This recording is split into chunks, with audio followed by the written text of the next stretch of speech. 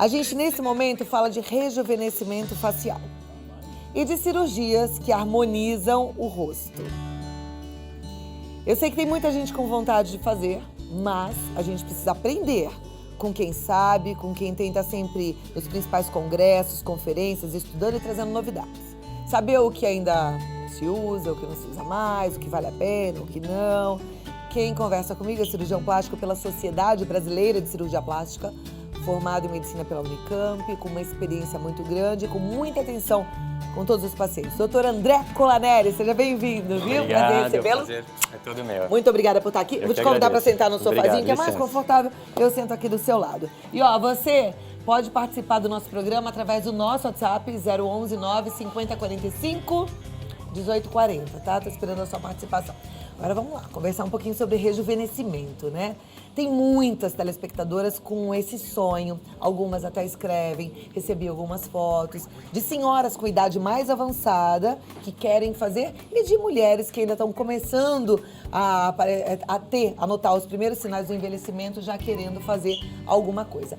O que a gente, de forma geral, deve saber sobre cirurgia plástica e rejuvenescimento, doutor? Então, o que mudou muito nos últimos anos, né, já faz um tempinho, que a tendência é você fazer uma cirurgia não como começou o lifting facial, que era mexer só a pele. Né? Então, quando você puxa só a pele é um elástico ruim, né? Cada vez mais, com o tempo, ela vai ficando mais fina e perdendo a elasticidade. Então, se puxava demais, ficava muito esticado, né? Aquelas caras muito esticadas que cediam muito rápido, porque como o elástico é ruim, a pele ia cedendo, perdia o resultado rápido e ficava muitas vezes com cicatrizes ruins, porque quanto maior a tensão na pele, vai puxando, a cicatriz alargava. Então hoje o lifting facial, ou ritidoplastia, a cirurgia ela começa principalmente nos músculos. Então você abrange os músculos, você corrige a parte muscular, porque quando você envelhece tudo cai e cai o músculo também, não só cai a pele. Né? Então aquela estrutura que está dentro, embaixo da pele, que está grudada no osso, que é o músculo, vai cedendo.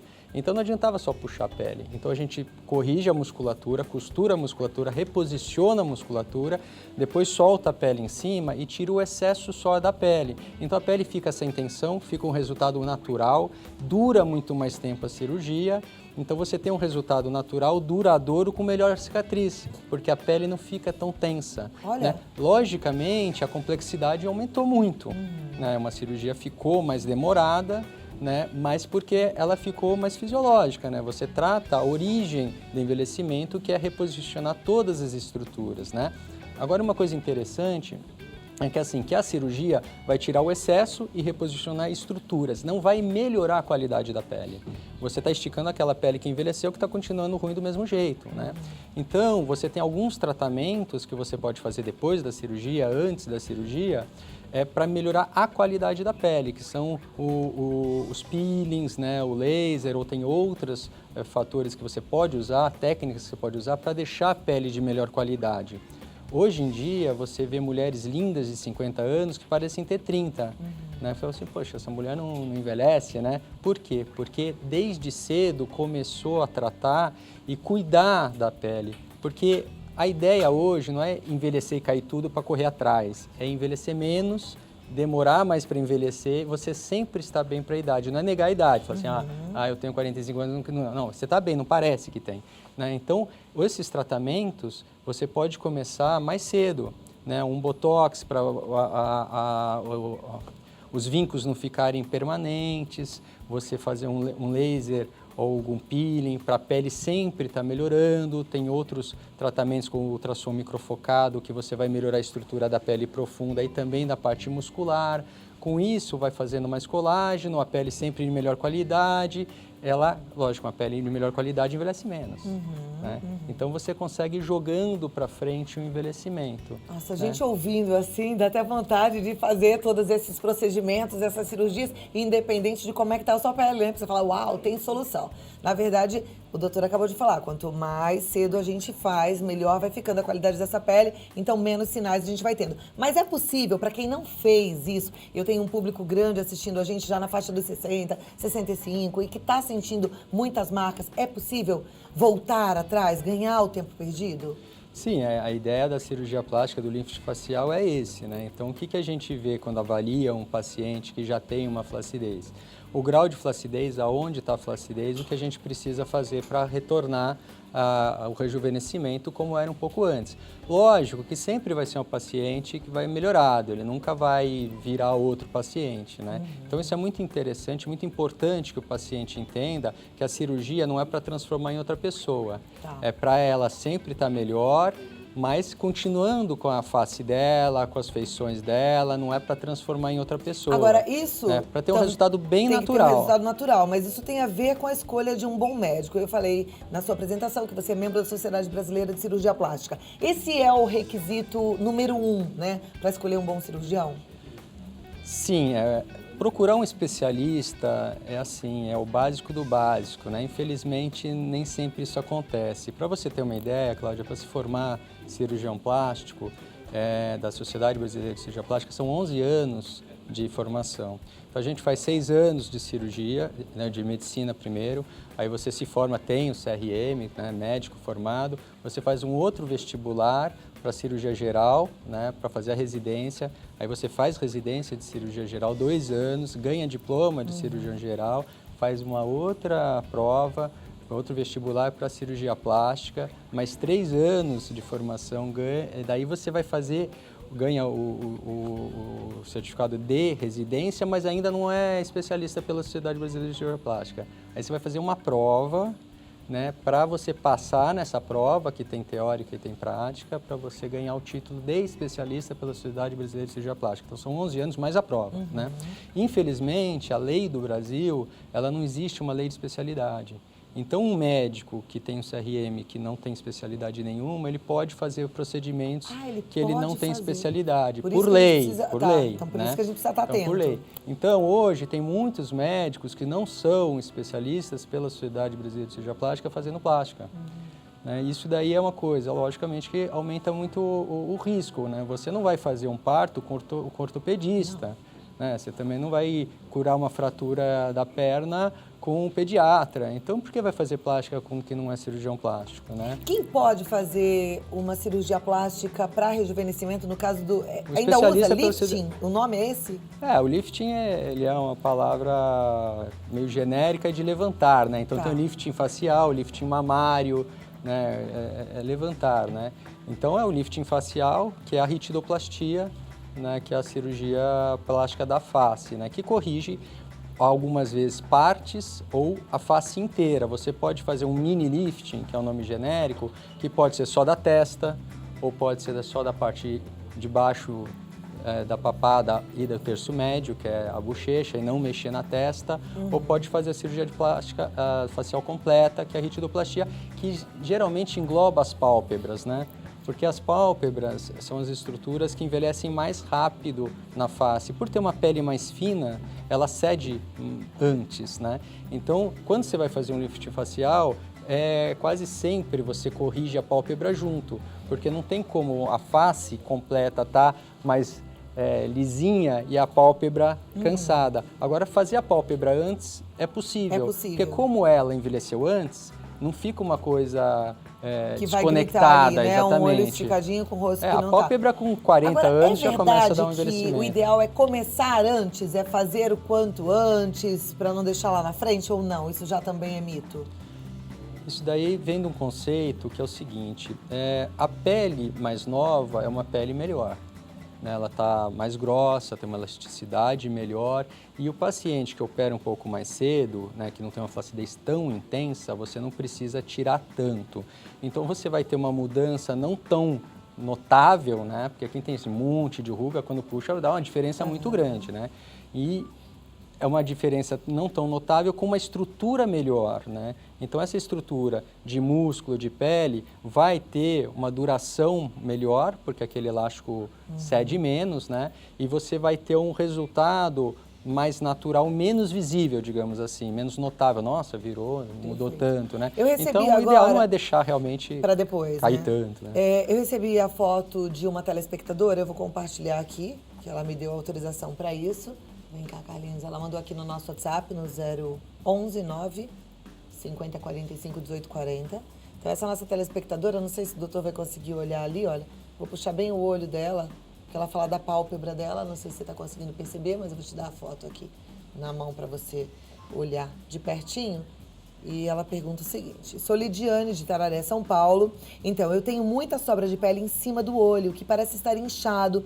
Quando faço maquiagem, nem aparece. Com o tempo, isso aumenta ou fica do mesmo jeito? No caso de alguém que tenha esse excesso de pele, que cobre até um pouquinho da pálpebra, o ideal é fazer a cirurgia ou esperar lá na frente? Não responde agora não, a gente responde daqui a pouquinho. Tá bom? Segura aí, Lidiane, já tem a sua resposta, mas aí a resposta é para muitas meninas, né? Porque o doutor André Colaneri acabou de falar que a pálpebra acaba ficando mais caidinha antes do rosto, e aí a gente vai entender se o ideal é a gente corrigir assim que começa a cair ou esperar mais um pouquinho, se isso realmente resolve, se vai ficar bonito.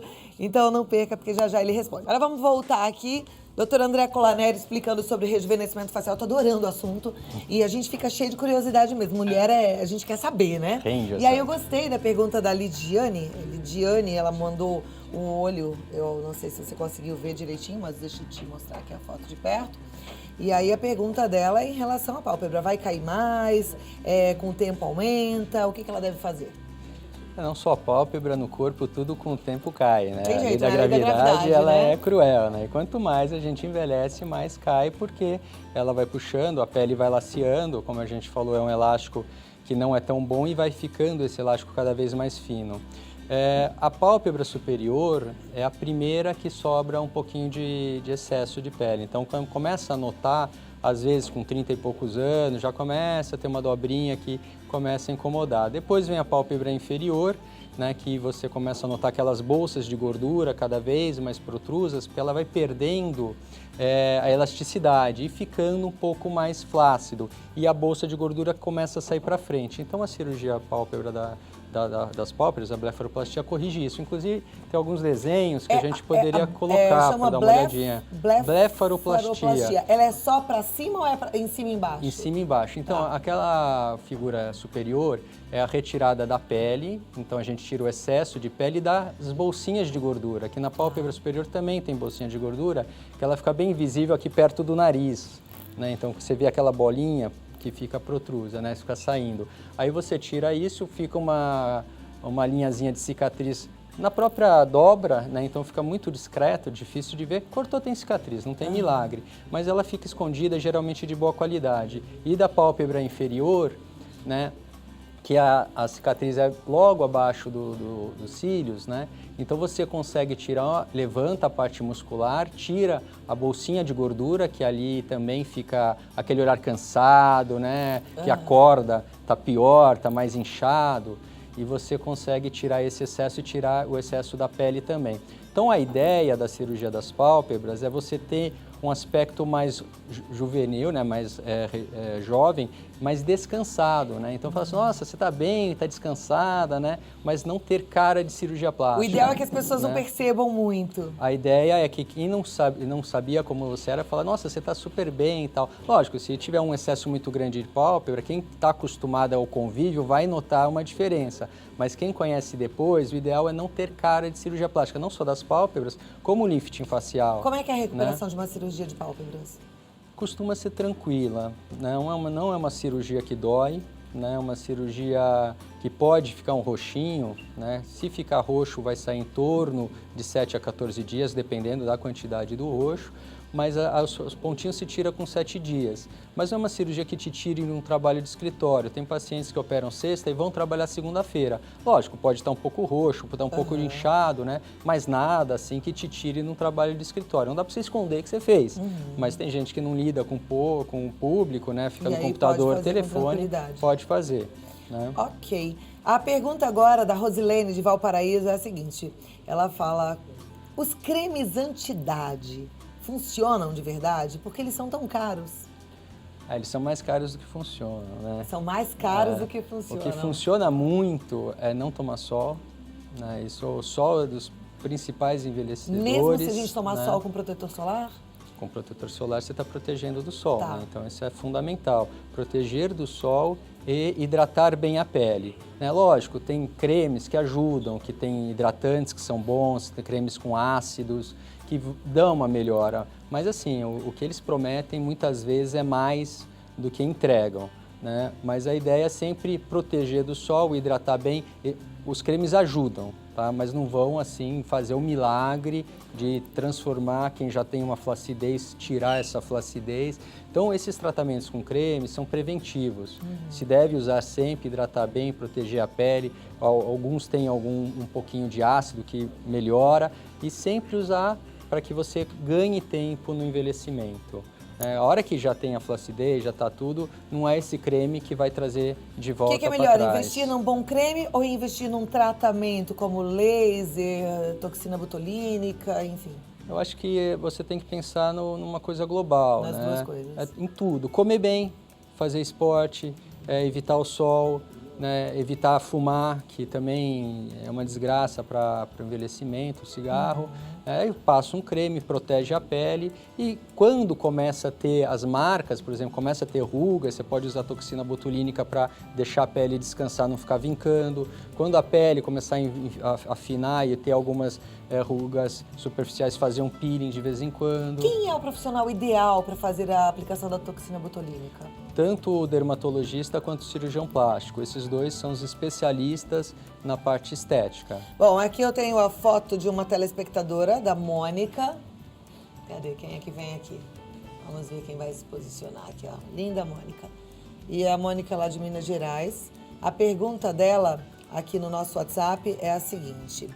Doutor, tenho 55 anos. Nossa, não parece, Mônica, você tá ótima. 55 anos, me cuido bastante. Meu dermatologista sugeriu o Botox, pois apareceram pequenas rugas, o bigode chinês. Quero saber, é seguro? Demora quanto tempo? Depois da primeira vez, devemos fazer sempre? Você responde no próximo bloco. Estou conversando com o cirurgião plástico, Dr. André Colaneri, um médico que tem muita experiência, que tem um carinho muito grande com todos os pacientes e responsabilidade antes de tudo. E a gente hoje veio tirar todas as dúvidas sobre os procedimentos para rejuvenescimento facial. Então a gente falou um pouquinho de cirurgia de pálpebra, de lifting, mas a gente vai falar ainda mais. Mas agora aquele momento gostoso de responder a sua pergunta. Você que está aí do outro lado assistindo, quer participar, quer ficar mais pertinho. Eu mostrei a foto da Mônica no bloco anterior. A Mônica é uma telespectadora que quer saber sobre o Botox. Ela é lá de Minas Gerais, dermatologista sugeriu, ela quer saber, vale a pena fazer? Depois de quanto tempo? Depois que faz a primeira vez, tem que fazer sempre? Como é que é? Então, a toxina botulínica é um paralisante muscular. Essa pergunta é muito boa porque gera muitas dúvidas, né? Então, você vê o que ela falou, tanto das rugas como do bigode chinês. Então, na verdade, é diferente, né? O bigode chinês, né, que é esse vinco que a gente chama de suco nageniano, não é tratado com a toxina botulínica. A toxina botulínica é um paralisante muscular que só vai agir paralisando um músculo. Então, como é que a gente usa isso para amenizar rugas? A gente vai aplicar no músculo que gera ruga, né, que são as rugas dinâmicas. As rugas dinâmicas são aquelas que só existem quando você mexe, por isso que chama dinâmica. Então, você ri, você movimenta a testa, os pés de galinha, o músculo contrai e vai formar aqueles vincos. Quando a gente tem 20 anos, a gente pode contrair à vontade, fazer um monte de mímica que não marca. Só que depois de tanto dobrar no mesmo lugar e a pele ficando cada vez mais fina, vai ter uma hora que vai começar a fazer marca. E se deixar muito tempo, vai virar um buraco. Aí esse buraco já é mais difícil de tratar. Então, o Botox, que é o nome comercial de uma das marcas da toxina botulínica, pode ser usado nessa fase para evitar que os vincos fiquem permanentes. Porque se dobrar tanto no mesmo lugar, a ruga dinâmica vira estática, ou seja, você mesmo parado, olhando para o espelho, vai ter a marca da ruga, né? Então, você paralisando o músculo não fica dobrando, né? Não machuca a pele dá aquela respirada, dá uma regenerada. Isso no começo, lá pelos 30 e poucos anos, 35 e tal, você não precisa fazer toda hora. Você faz, espera, quando começa a vincar de novo, faz outra vez para dar um respiro para a pele. Só que depois de um tempo, toda hora vai começar a querer marcar, porque a pele já tem uma qualidade pior. Então você pode passar a aplicar a cada 6 meses, que é uma média de duração que tem a toxina botulínica. Muito curto não vale a pena, porque se você fizer muito curto em um espaço, você pode acabar, depois de um tempo, não tendo mais uma resposta boa. É verdade isso, então. É porque você está usando muita toxina, essa toxina ela pode gerar um anticorpo e você se imunizar, digamos assim. Agora, se a cada 6 meses você aplica, aquele músculo que está paralisado por muito tempo, quando começa a querer mexer, ele paralisa outra vez, ele atrofia. Porque todo músculo que não usa atrofia, que nem quando quebra o braço. Você já viu? Quem tira Aí fica com o braço fininho. O braço super fino porque não usou. Então ficou um tempão lá sem usar a musculatura. Daí vai para físio, vai fazer força para tentar refazer a musculatura ficar forte outra vez. Se você, nas rugas que te geram, né, o músculo que te gera a ruga ficar paralisado sempre, ela vai ficando fino, cada vez mais vai marcar menos. Então aquele resultado vai ser um resultado melhor e até mais duradouro. Então eu entendo que é muito bom. É bom. Né? Agora, aqueles lá que já tem o buracão ruga, marcado, digamos assim, você aplicando a toxina botulínica vai melhorar, vai amenizar. Talvez não suma a ruga de tão profunda que ela é. Aí você pode, depois de paralisar a musculatura, fazer um preenchimento, né? O que é o preenchimento? Como o próprio nome diz, preenche, você usa alguma substância que vai entrar embaixo da ruga e levantar a pele, deixando ela mais plana, né? O ácido hialurônico é o mais usado, é o mais seguro, né? Que você pode usar, inclusive, no suco nasogeniano, que é um vinco estático, ou seja, está parado e ele está lá. E por que ele acontece? Porque a bochecha vem caindo, vem para frente com o envelhecimento, só que ele é fixo, né? Então você puxa, vai começando a fazer um degrau. E esse degrau dá um aspecto de envelhecimento, de cansaço. Então, quando o degrau não é tão grande, você consegue preencher, diminuir o degrau, diminuir a sombra e dar um aspecto mais rejuvenescido. Depois de um tempo, tem que puxar a bochecha. De tanto cair para frente, não adianta ficar preenchendo. Eu tenho visto umas mulheres na televisão, assim, mais bochechudinhas, assim. Parece que elas fizeram alguma coisa que elas ficaram assim. O que é isso? Daí já não é o preenchimento no suco nasogeniano. É um preenchimento nessa região, né, que pode ser pelo ácido hialurônico. Alguns usam polimetilmetacrilato, que é o PMMA, que se chama como bioplastia. Mas daí é um preenchimento mais arriscado, porque você não tem como tirar. Então, se deu algum problema, alguma reação, ou pôs demais, não tem como tirar. Então, eu não acho... Não é o ideal. Ok, eu vou mostrar a foto da Sandra. Ela tem 59 anos. Bonita, Sandra, olha aqui. Só tem telespectadora bonita, viu, gente? Ó que beleza. Aí a Sandra diz assim: gostaria de saber se na plástica facial é necessário anestesia geral. E ela diz: tenho vontade de fazer pálpebras, embora minhas pálpebras nunca foram tão levantadas, mas com a idade piorou. Então eu quero saber, mas você responde já. Pode ficar aqui apreciando a nossa telespectadora, que já vai ter a sua resposta. Se você também quer participar do programa, já sabe, né? 011 9 50 45 18 40. Doutor, lembra da foto da nossa telespectadora, Sandra? Sandra, né? Ela pergunta sobre anestesia geral, se é necessário. Para fazer um lifting, precisa tomar anestesia geral? Não, cada caso é um caso e tem a ver com a programação da cirurgia que vai ser feita, né? Então, a anestesia geral ela é usada quando ela é a mais segura, né? Então, geralmente o pessoal confunde e tem medo de anestesia geral, mas se a anestesia geral foi indicada é porque ela é mais segura, senão teria feito outras, né? Uma cirurgia de pálpebra, só a pálpebra, dá para fazer com local e sedação, na grande maioria dos casos, porque é uma cirurgia curta, uma cirurgia que dura em torno de 2 horas. O lifting facial completo, a ritidoplastia, além da cirurgia da pálpebra que a gente faz junto, tem uma cirurgia que é muito mais complexa, que é mexer no músculo, em vários músculos, na pele, então é uma cirurgia mais longa. Uma sedação, ela não pode ser maior do que 3 horas, porque começa a ter um risco maior. Então, uma sedação longa, você tem um risco maior de você ter uma parada respiratória, né? Outra coisa, quem está sedado não tem o reflexo de tossir nem de engolir. E você vai produzindo saliva e pode ter um pouco de secreção e até aspirar, afogar com essa secreção. Então, a anestesia geral, você tem o tubo que fecha a entrada do pulmão e com isso você preserva a sua respiração. Você não vai ter problema respiratório e não vai engasgar. Então, essa é a grande segurança. Mesmo quando se faz com anestesia geral, a gente usa anestésicos locais como se fosse uma sedação. Por quê? Porque você com anestesia local, você não vai precisar dar mais remédio para tirar a dor que o paciente não tem. Então, o anestesista não precisa dar um monte de remédio para tirar a dor pela anestesia geral, porque ele já está sem a dor pela anestesia local. Mas o problema é a respiração. E quando você opera a face, você vira o paciente de um lado, mexe num lado, vira para o outro, mexe no outro. Então, isso daqui também pode dar algum problema respiratório, de dificultar a respiração. E esse é o grande risco, né? Então, quando se faz anestesia geral, é para preservar a respiração, porque é mais seguro assim. e se usa pouco anestésico porque geralmente se associa junto um outro anestésico local. Perfeito. Uma cirurgia, mesmo que seja pequena, de lifting facial, ela precisa ser feita no hospital? Eu sempre acho que tem que operar em hospital, né? Hospital é segurança, especialista e hospital, né? Isso são as duas coisas que tem que ter estrutura. Não adianta você saber tratar um problema se você não tiver estrutura para tratar aquele problema, né? Então, o centro hospitalar, né, pode ser uma clínica bem equipada, que tenha todos os recursos, né, especializados para isso, mas que tenha estrutura para complicações. Porque assim, tem risco, toda cirurgia tem risco. Lógico que quanto mais você procura, você faz exames e você avalia o paciente, os riscos são menores, né? Mas nunca é isento de risco. Se o risco for grande, a gente simplesmente não opera. Essa é a grande vantagem da cirurgia plástica, você não precisa operar, né? Se fosse um câncer, você tinha que operar de qualquer jeito. A cirurgia plástica fala, desculpa, não vale a pena, não vamos operar. Nada vai mudar, vai continuar assim, né? Então, essa é a grande vantagem. Vale a pena quando incomoda muito, é isso? Então, vale a pena quando o paciente se incomoda muito, como você acabou de falar, a ideia é melhorar a qualidade de vida,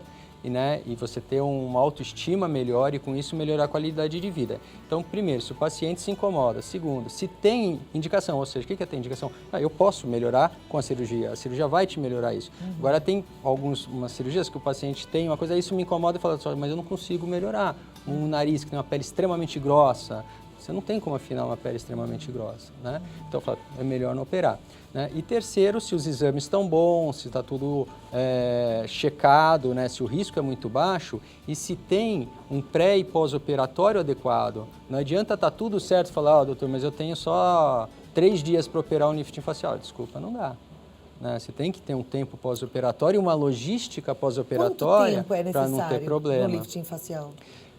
Em via de regra, qualquer cirurgia, você tem risco de ter sangramento até em torno de 3 semanas, né? Então, você não pode fazer força, tem que tomar banho morno, não pode carregar peso, né? Em torno de 3 semanas. Agora, eu trabalho em escritório, fico no computador falando no telefone, né? Se você estiver ótima, em 5 dias você pode trabalhar. Lógico, vai estar inchado, vai estar roxo. Tudo bem, isso não me incomoda. Você ficar no Facebook, em casa, no computador, jogando joguinho ou trabalhando e ganhando dinheiro, não muda nada.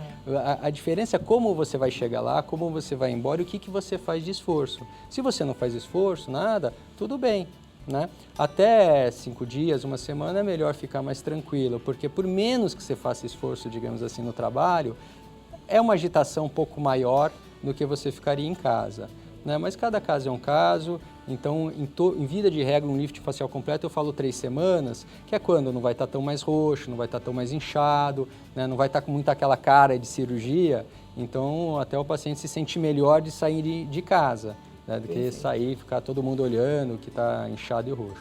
A nossa telespectadora de piedade, ela é Meire, ela quer saber o seguinte, dá para fazer rosto, pálpebra, linha de expressão, pés de galinha, tudo de uma vez só? Que ela diz que tem medo de cirurgia. Quando a gente faz a cirurgia, a ritidoplastia, que é a cirurgia da face completa, você abrange tudo, né? Faz tudo de uma vez, né? Tudo. Lógico que, assim, alguns músculos você não tem como cortar, né? Então, a musculatura dos pés de galinha, você não tem como paralisar elas cortando, porque tem os nervos, o nervo facial, que se você chegar aqui, você vai dar uma paralisia facial. Então, alguns da testa, você pode enfraquecer eles na cirurgia, cortando cirurgicamente, mas tem alguns lugares que você não pode. Perfeito. Tem várias perguntas falando sobre olheiras escuras. Então, eu vou te fazer um convite aqui. Vou pedir para você voltar. A Priscila já se encarrega de marcar. Você volta para a gente falar de olheiras? Podemos conversar. É difícil esse assunto? A pele escura é difícil clarear. É mesmo, né? Vamos ver o que tem de novidade aí, tá Vamos bom? conversar. Doutora Andréa Colaneri, foi um prazer te receber. Tenho certeza meu. que você Agradeço em casa o convite. gostou. Quero agradecer a todas as mensagens. Meninas, foram milhares de fotos que chegaram aqui. Tem muitas que mandaram fotos, falaram, queria que o doutor falasse alguma coisa sobre o meu rosto. Não posso colocá-lo também numa situação dessas e nem a você numa situação dessas. E pensa numa coisa, melhorar sempre, mas você é especial, você foi desenhada por Deus. Cuide-se, mas sem paranoia, sem também ficar à mercê da opinião alheia, tá bom? Então, assim, veja o que te incomoda, veja o que você gostaria de fazer. Então, por isso, eu preservei algumas fotos aqui, tá? Doutora André, então tá marcado. Pode voltar pra gente falar de olheiras e outros assuntos, né? Tô te esperando, tá bom? Agradeço. Muito obrigada. Prazer foi meu. Eu entrei Muito no seu obrigado. site outro dia, maravilhoso. Obrigado. Tem várias informações legais lá, né? Tem. Muito bom, tem umas fotos também. Foi muito bom. Obrigada, até a próxima.